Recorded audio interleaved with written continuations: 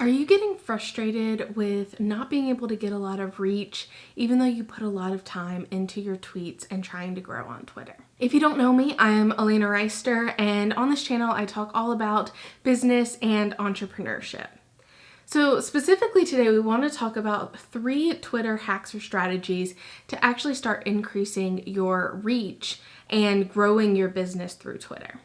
So the very first one is being consistent. And I think that a lot of people know that on social media, you need to be consistent to actually be successful. However, when I was starting, I didn't know what being consistent looked like on Twitter. Really be consistent, you need to post at least 1 time per day. And I really suggest posting around 2 to 3 times per day based on a lot of different analytic reports, and that's kind of the sweet spot for engagements on your post. And so you may get really frustrated because you're like, well, I don't want to be on Twitter every day. And I completely understand you. So when I started wanting to post more regularly, I figured out that Twitter actually has a schedule feature. So you can, within Twitter, actually schedule your posts to go live at a specific date and time. So now what I do is on Mondays, I will sit down for about an hour and I will schedule out 18 tweets for the week. The one type of post that can't really be scheduled through Twitter is polls. And so I run 2 polls a week. And so these actually have to be natively posted whenever it's time to do so. So that's why I run 20 posts a week that are scheduled to be done, and I have a system for how I do that. And then 18 of them are actually scheduled through Twitter, and the 2 polls are natively done. So when you're posting more frequently, you want to space out your post by at least 3 hours. This allows you to hit multiple different time zones and multiple different peak times for your particular audience.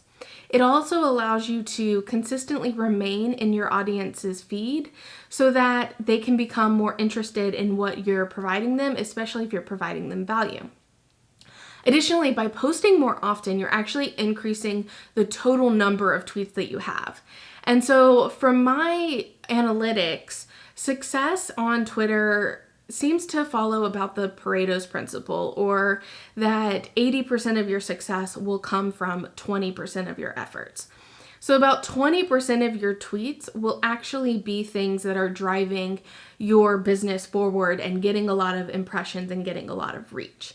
So if you're only posting once a day and you have about 7 posts a week, that means you're probably only going to have 1 post that really takes off and brings in a lot of engagement. However, if you're posting 20 times a week, you now have about 4 posts that is going to bring in a lot more engagement and impressions. By that logic, by posting more often, you're basically 4xing your potential reach on Twitter just because you're posting more often and more regularly. The second tactic that is really important is to limit the number of tweets that you have that contain links. So because Twitter's a business, they naturally want to keep people on Twitter so that they can end up making more money. And so the more links that you include in a tweet, Twitter is going to deprioritize that tweet because it's leading people away from Twitter. So what I try and do is keep my total scheduled or planned tweets for the week. I only have about 20 to 30% of those tweets that contain links, because it is important to get people off of Twitter and onto your content or your sites so that you can actually grow your business. But to actually work well with Twitter, you want to make sure that that's only a smaller portion of your overall tweets. So if I'm posting 20 tweets that are planned a week, I know that I can include about 4 to 6 tweets that have links. In that, I post 1 of those tweets a day.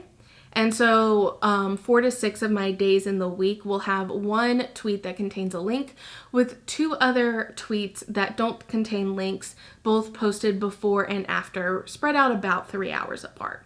Because of this, you should have multiple tweets that could be like quotes from your blog post or your YouTube videos or some form of content or even hot tips that you have for how to do something that is providing value for your audience on Twitter. These are likely to get more impressions. And so you could actually start having these people become your followers that then are more likely to see your tweets with links in it, taking it away from Twitter. A trick to doing this is, especially if you have a lot of your tweets being something like blog post, is if one of your quote tweets kind of takes off and it didn't originally contain a link in it. If it gets more than about 10 retweets, you can then reply to it or add on a thread that includes the link to the blog post. By doing this and including that link to your blog post, that's now going to circulate with your original tweet that has gotten a lot of engagement on it. So that is one way around where if a quote does become really big and you didn't include the link originally, you can always add that link back in. The third major tactic is to make sure that you are using hashtags and using them correctly. When I started on Twitter, I started using a lot of hashtags within my tweets. So I would write out my tweet and then I would fill in the rest of the character count with hashtags. And this is actually not very good for your reach on Twitter. So instead, Twitter even recommends that you have 1 to 2 highly relevant hashtags per tweet. And so instead of flooding it with more and more hashtags, choosing specifically 1 or 2 is the best way for you to be able to actually have that tweet get the most impressions possible. So if you're unsure which hashtags are really good for you, a good way to do it is to search keywords related to your niche or what you want to talk about, and then look at what those tweets have as their hashtags. You can even click on a hashtag within a tweet and it's going to show you all the tweets that have that hashtag. And so you can see if your tweet is going to kind of fit the vibe of the hashtag. And if it is, then it may be a really good hashtag to use. You don't want to do things like trying to create your own hashtag or create your brand into a hashtag, because then it's not doing its job. So you want to use hashtags so that it's impacting the people interested in those keywords.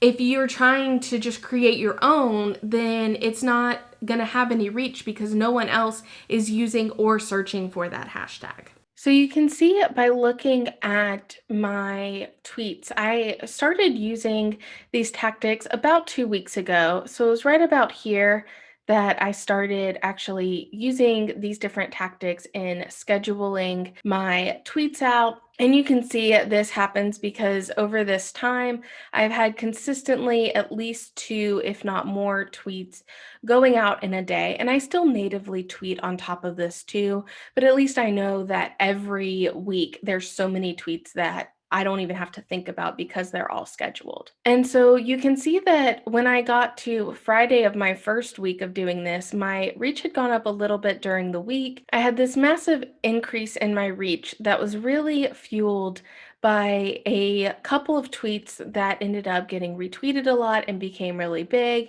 My impressions started trailing off as we got more into the middle of the week. And so you can see here, but I'm still getting a couple to a few thousand impressions from my tweets during the middle of the week. If you look at prior to when I started implementing these strategies, you can see that I was kind of lucky to even get 1,000 impressions, even if I, tweeted, 6 times in one day. I only got around 1,000 impressions, where now, even when I'm tweeting only 3 times, I'm still getting about 2,500 impressions from those tweets. So you can see how the impressions overall is increased because of using these tactics. The second thing to look at is the engagement. And so the biggest thing for my business is the link clicks have drastically increased, where I have gotten over 457 link clicks in the last 28 days. And this has primarily come from really the last 2 weeks. And I know that these link clicks also are equaling in increased email opt-ins, because a lot of these are my lead magnet or my blog post. And so I'm actually seeing, I've gotten almost over 100 people from Twitter actually sign up into my email list because of this new structure for how I'm tweeting. You can also see that my retweets have drastically increased as well, and my replies have increased as well. And so noticing that my engagements are going up, but really noticing that my link clicks are going up is what's really making me aware that these changes are really going to help you drive your business forward.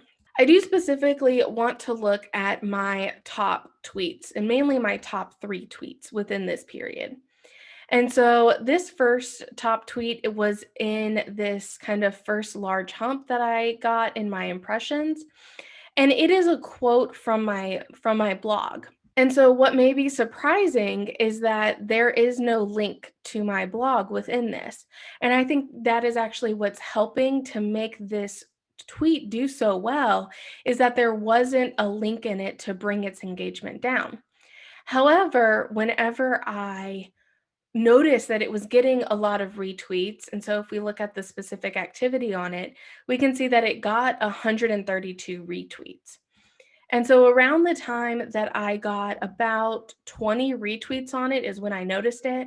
And when that happened, I actually added a link or into a thread. So I replied to the tweet and basically said that, here's the link to the full blog post if you're interested in it.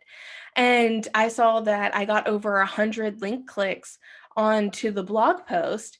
And after I hit about 70 retweets, I went ahead and put another link in a third reply to the same post or into the thread that was, if you're interested, here's a lead magnet.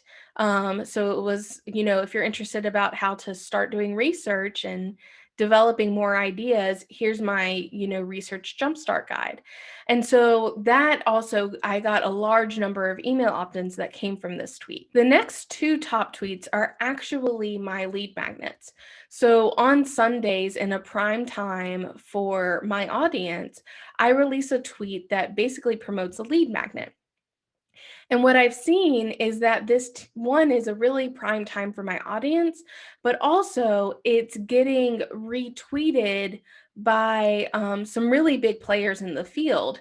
And so I found that structuring it this way, where I have bullet points that kind of tells them what they're going to get if they get the lead magnet, I'm often getting between 20 and 50 email opt-ins coming from these 2 tweets. And at the time, I'm only have 400 to 600 followers as I've been doing this. So I've expanded. I've gained almost 300 followers in 2 weeks, primarily because of these changes I've made. So overall, you can see how using those 3 tactics that I talked about at the beginning of the video was really instrumental into growing my own Twitter and being able to now get more impressions on my tweets and more link clicks and more engagement on my tweets. And so I really hope that this was helpful for you and that you can now take these lessons and go and try and instill them to grow your own Twitter reach. If there's one that really spoke to you, or you realize that you've been making the same mistake that I was making for so long, comment below what it was and your ideas for how to fix it as well. I'm really interested in kind of knowing what you guys are doing and moving forward from there.